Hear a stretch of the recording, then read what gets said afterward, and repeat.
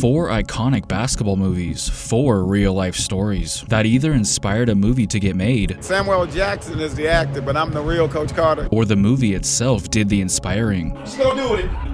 Still. No, I gotta do this. I gotta do this.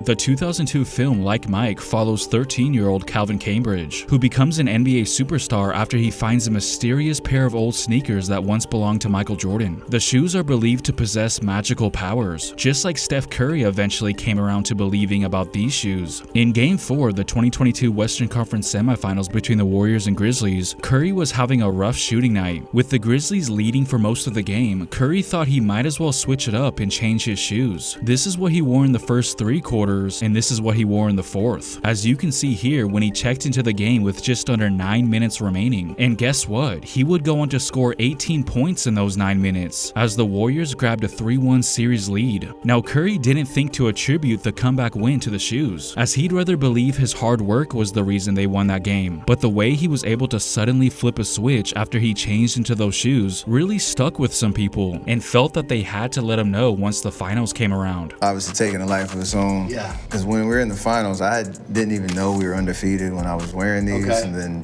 before game 5, I believe, somebody told me, like, hey, you know you're undefeated in the playoffs wearing these shoes. I was like, So in my competitive self, I was like, well, it ain't the shoes. It's me. Like, I'm gonna rock this model, but it's gonna be different color. And that's exactly what he did. He opted to wear a different color of those same shoes, just to prove a point that he was the one in control, not some shoes. But wound up playing just like Calvin did when he wore a different pair of shoes. Not very good. I missed every 3 I took in game 5. Still had a good game, but went back to these for game 6, and the rest is history. It was at that moment he started to realize maybe there is some credence to this. So it is a real thing. Oh, 100% there's something to it.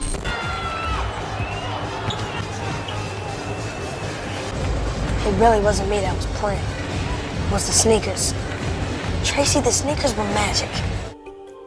Let's transition to another basketball movie that came out the same year. In 2002, Joanna Man hit theaters, a comedy about a hot-headed basketball star who gets kicked out of the men's league. So what does he do? He puts on a wig, sports bra, and joins the women's team under a fake name. It was absurd. It was over the top. It was supposed to be fiction. But in 2022, a YouTuber named Drifty J decided to make it a reality. Under the fake name Jayla, he dressed up as a girl and showed up to a local high school girls basketball tryout. Oh, there's parents here. Oh my God, there's so many people here. What's your name? Jayla. Jalen? Jayla. Jayla. Jalen? Do I look like a boy? No. The goal? To test the system and film it for content.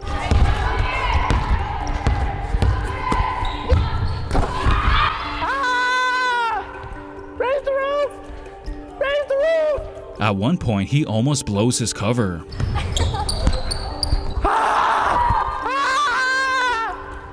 I think they're catching on.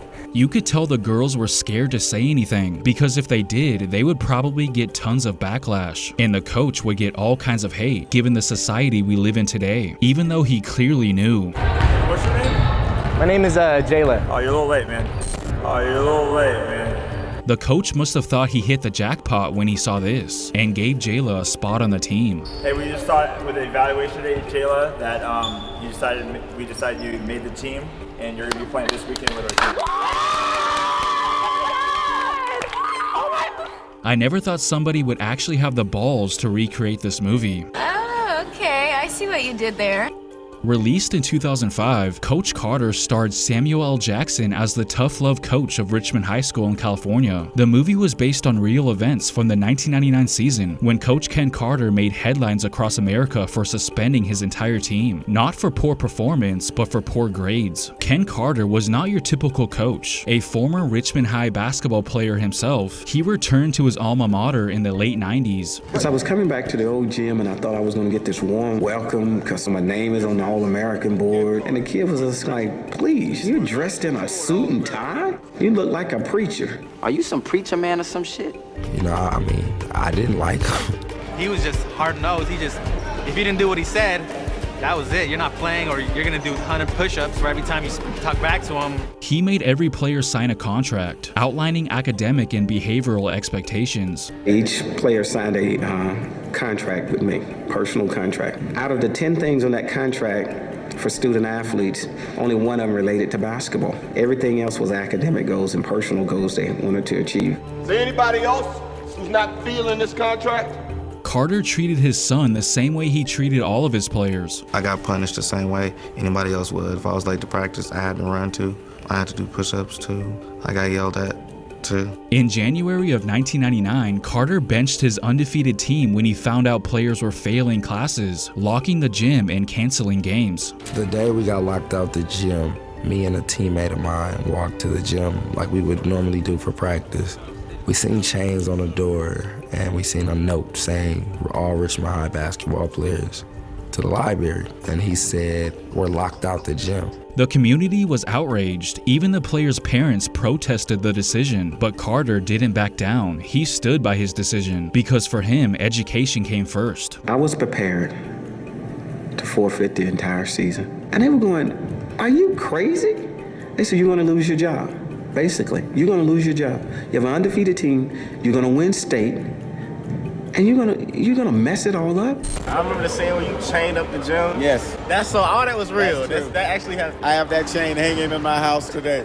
The chain and the lock. Ken Carter and Sam Jackson spent almost every day together and said that the movie is 98.5% correct. And in casting this movie, the people they cast are so close to the original players. I mean, in their personalities and things. I mean, it's absolutely wonderful. We met the original team.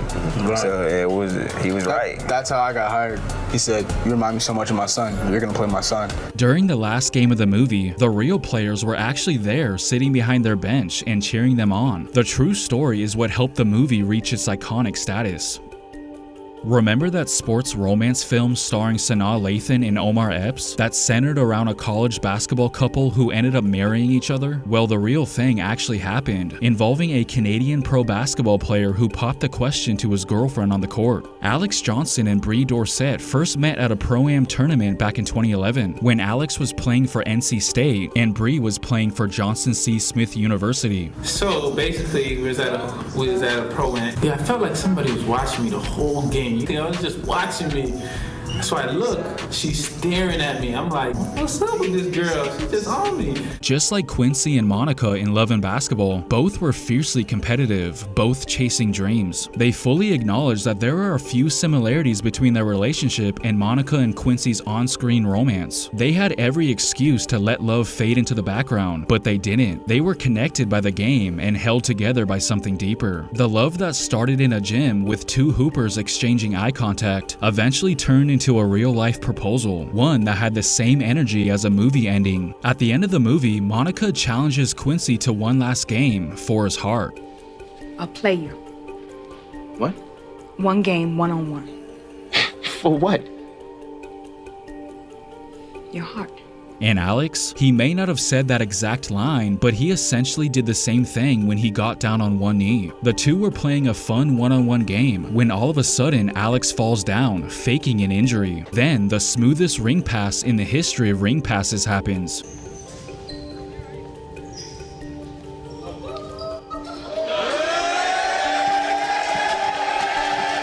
However, before they went out to celebrate, there was still some unfinished business.